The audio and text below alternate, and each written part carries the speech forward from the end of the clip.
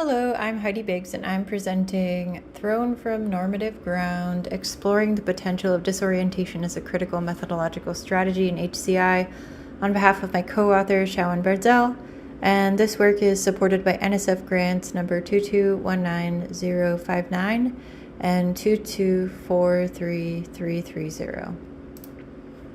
In this paper, we theorize how disorientation is emerging as a critical methodological strategy in HCI. We argue that disorientation expands on critical phenomenological traditions in the field in embodied ways that challenge normative technological orientations.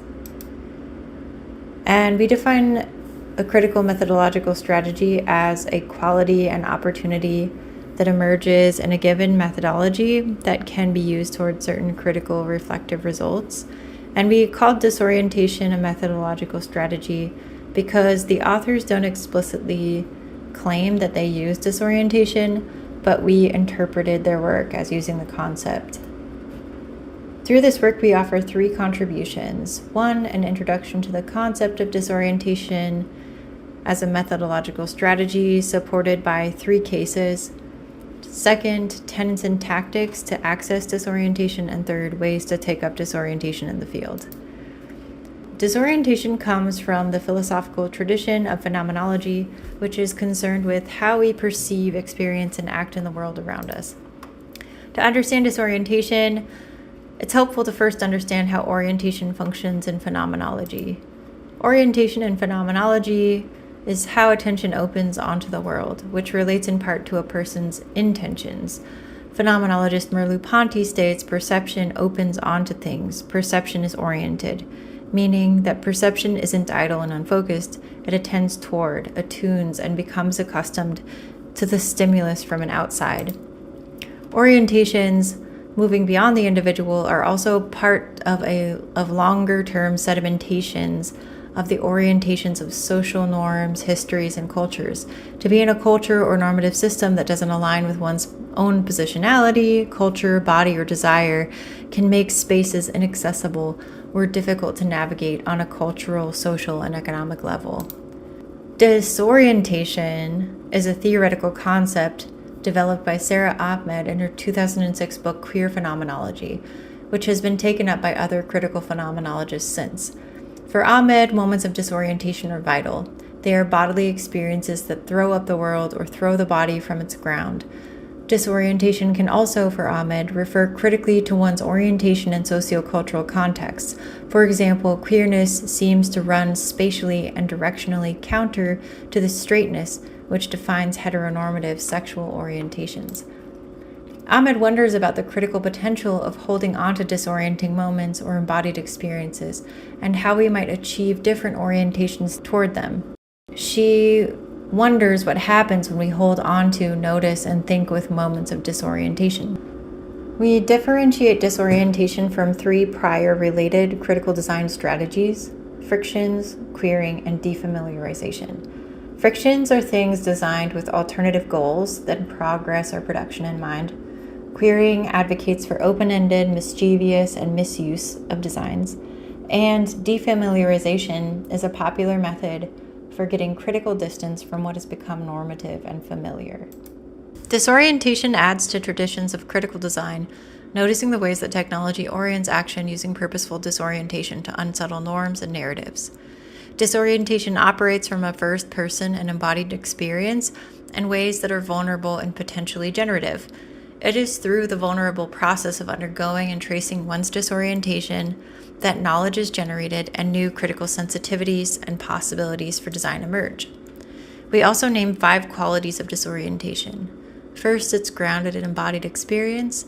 Second, it is felt in relation to past experiences. Third, it exists in time and happens through the experience of change. Fourth, it's generative and critical. And finally, it requires the researcher to be vulnerable to being changed and reoriented through a process they can't fully predict. Our method uses humanistic close reading of the text. This strategy works well to theorize disorientation because each case offers a narrative-heavy, temporal, personal, and affective transformation that were undergone by the authors.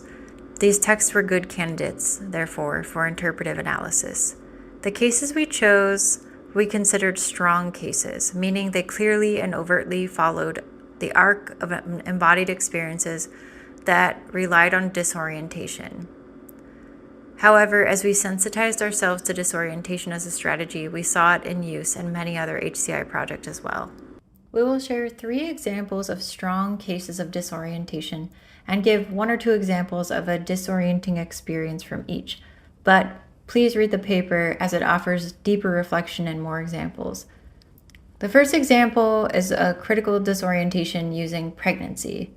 In My Body, My Baby, and Everything Else, Mafilda Gamboa creates an annotated portfolio of her first-person experience of pregnancy to reflect on how her body and technologies became entangled, and how technologies can both be points of orientation and disorientation throughout her pregnancy.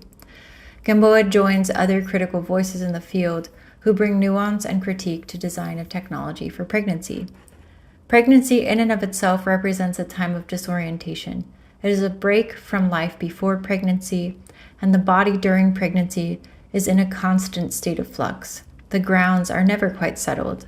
In addition, Gamboa's pregnancy, discussed in this paper, is layered on top of a former difficult pregnancy, which also subtly orients how she navigates and makes sense of her uncertainty and emerging experience of the current pregnancy.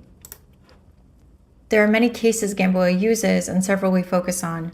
But in one example, she talks about having an intuition that she was pregnant. So she goes and gets a cheap paper test, which shows a faint positive.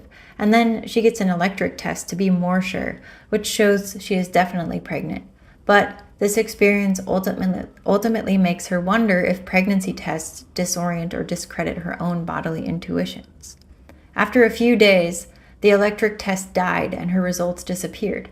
She didn't know how to dispose of it, so she cracked it open, stating, "It felt right to crack the test open the same way it had cracked me open." We read the crack as akin to disorientation, which can be a rupture, a break, an immediate new bodily orientation. She was pregnant. By the end of her paper, Gamboa has made pregnancy clearly more complex and entangled with technological framings, tools, imaging, and sensing.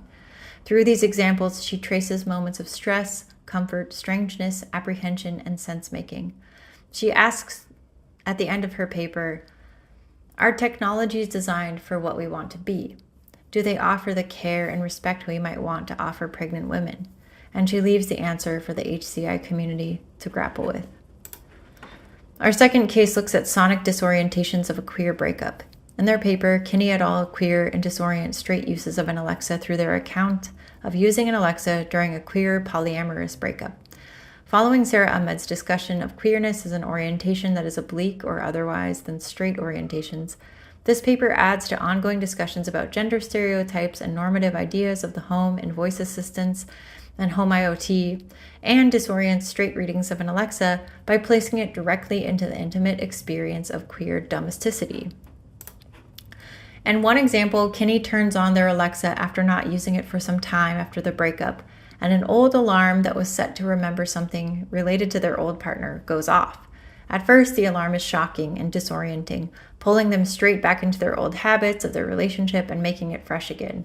However, instead of turning the alarm off, Kinney allows themselves to become accustomed to the alarm in a kind of reorientation, which they began to call a ghost reminder. This became a daily reminder of what could have been and what was. This transformation represents a new orientation and an integration of the original disorienting moment. Kinney et al.'s work explores disorientation by attending to their interactions with Alexa over the course of an embodied disorienting experience, a breakup, and also placing Alexa into queer domestic life, perhaps oblique to the normative straight imaginaries which permeate home IoT and voice assistants. Finally, we explore a case of disorienting human-centeredness. In Watching Myself Watching Birds, Objection, Ecological Thinking, and Post-Human Design, Biggs et al., our prior work, explore how birdwatching can decenter the human in design and ultimately trace the experience of slowly disorienting human-centered relations to birds and their local ecology. In this work, foregrounding what was in the background becomes a form of disorientation. Simply paying more attention to birds already brought their voices much more into the foreground in ways that made birds strange. but one curious example was a point where I started to hear birds call from outside infiltrate my dreams. Finding a way to engage with birds in a different state of consciousness, like dreaming, offered a place that birds and I could meet in pre-conscious mode. This experience touched on a key quality of disorientation. Sometimes it can be hard to understand as it's happening. This project disoriented human-centric ways of attending to the world toward orientations that open space and invite more non-human voices and presences into the field of experience. We now share quick points of the discussion: tenets, tactics, and uptakes of disorientation. In a nutshell, disorientation involves noticing or seeking out experiences that upend normative orientations, then undergoing disorientation, becoming vulnerable to change, and finally finding ways to reorient that enable critical reflection and new ways forward. As far as tactics goes, we offer 3 ways to tap into disorientation. One way is keeping track of a disorienting scenario that one is undergoing. Second, making can be a way to understand and make sense of disorienting experiences. And third, altered states of consciousness within legal and safe limits might be ways to access disorienting experiences, such as dreams or somatic strategies like meditative walks. But ultimately, disorientation reflects larger patterns and needs in the field of HCI. First, gaining critical distance through first-person and embodied accounts shows a shift in the field towards vulnerable research practices, suited for problems that are critical, embodied, and might require something of the researcher themselves, such as a shift in their own orientations. It also continues a tradition in HCI of being able to ask when and where we do and don't need technologies. It softens the grips of progress and explores the complex co-animations of technologies in everyday life, leaving open doorways for how we might design, imagine, and be otherwise. Thank you so much, and I hope you check out the paper.